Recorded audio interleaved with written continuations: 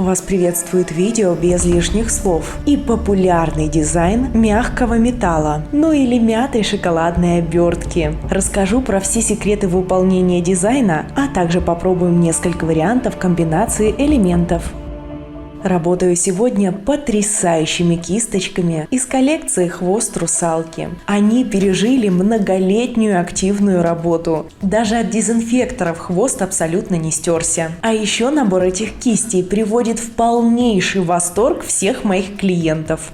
Для начала необходимо подобрать цвет-основу. Для первого варианта я решила выбрать золото. Золотая гель-краска плотная и хорошо пигментирована. Достаточно перекрыть ноготь в один слой. Пока краска сохнет в лампе, беру обычную переводную фольгу для литья. Цвет фольги подбираем под цвет основы ногтя. От фольги отрезаем прямоугольник по размеру ногтя.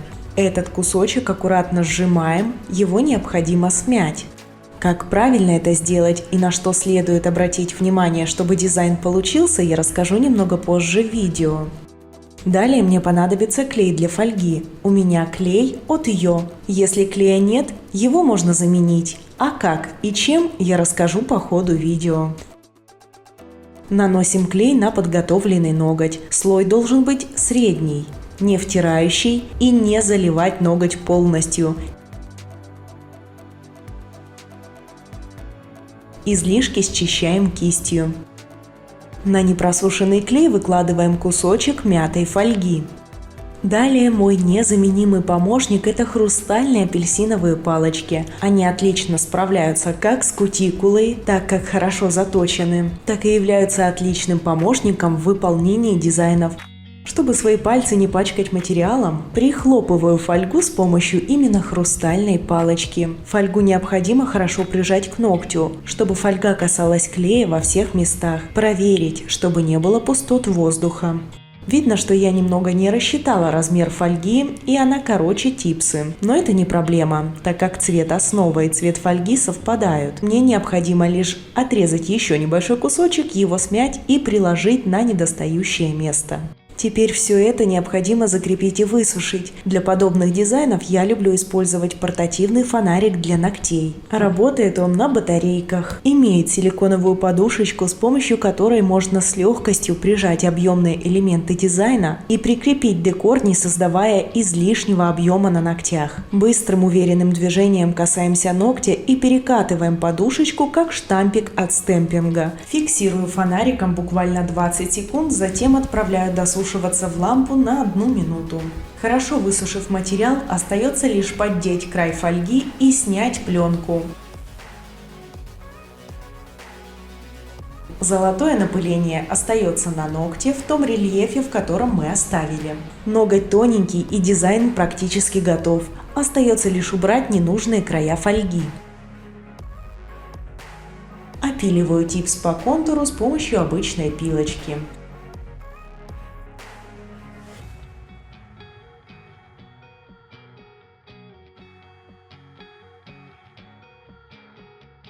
Ноготь тоненький и практически без выпирающих элементов. Остается лишь сделать выравнивание. Это уже делайте, чем вам удобно. Кто-то работает базой, я люблю использовать лишь жидкий гель. Набрав небольшое количество материала, перекрываю ноготь тонким слоем. Добавляю объемную каплю материала и распределяю по всей поверхности.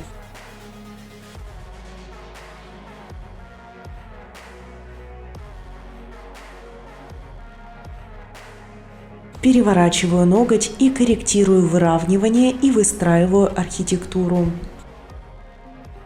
Сушим в лампе. После снимаю липкость с ногтя.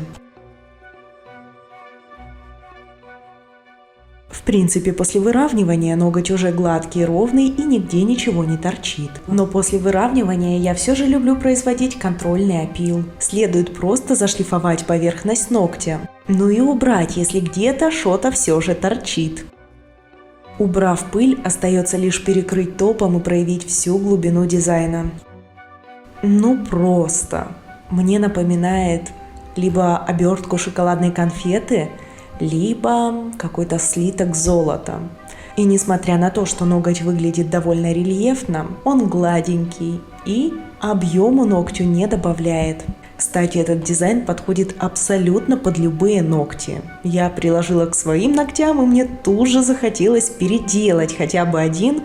Эх, аж шоколада захотелось. Теперь следует попробовать более яркий, насыщенный вариант и без использования клея для фольги. Беру ярко-синий электрик, цвет гель-лака Beauty Luxe номер 027. Пока ноготь сохнет в лампе, беру обычный моделирующий прозрачный гель. Желательно взять гель повышенной вязкости. Не жидкий, ведь к жидкому фольга не будет так плотно прилегать к ногтю. Я использую Hard Jelly гель от Вена Лиза. Перекрываю ноготь средним слоем, чтобы было к чему приложить фольгу. Беру фольгу в цвет ногтя и вырезаю небольшой кусочек. Теперь необходимо правильно смять. У фольги есть внутренняя матовая сторона. Сминаем фольгу таким образом, чтобы эта матовая сторона так и оставалась внутри, и пальчиком ее практически не касаемся. Сминать фольгу необходимо без усилий и не растирать ее, чтобы не стереть напыление изнутри. Полученный кусочек мятой фольги плотно прижимаем к мокрому гелю. Делаем это так, чтобы фольга не топорщилась и плотно прилегала по всей поверхности без воздушных карманов. Далее необходимо высушить. Это можно сделать как фонариком, так и обычной лампой для маникюра. Вплотнее прижать фольгу можно с помощью обычной пищевой пленки. С легкостью отделяем прозрачную фольгу от цветного напыления, которое осталось на ногте. Аккуратно зашлифовываем ненужные торчащие бока фольги. И убираю пыль.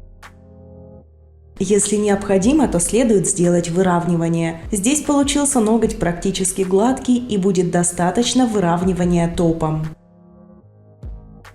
Получается очень глубокий океанический дизайн. Мне это напоминает сапфир. Они не выглядят как плюшки. Все тонко, гладко, идеально. В следующем варианте попробуем оттенить ноготь и добавить цвета. За основу беру обалденный лазерный гель-лак. Из-за фольги, конечно, полного эффекта гель-лака не будет видно, но пробиваться перелив все же будет. Подбираю подходящую фольгу, в данном случае обычная серебряная. Аккуратно складываю фольгу, не касаясь матовой стороны, чтобы не стереть напыление. Перекрываю ноготь специальным клеем. Размещаю фольгу и плотно прижимаю.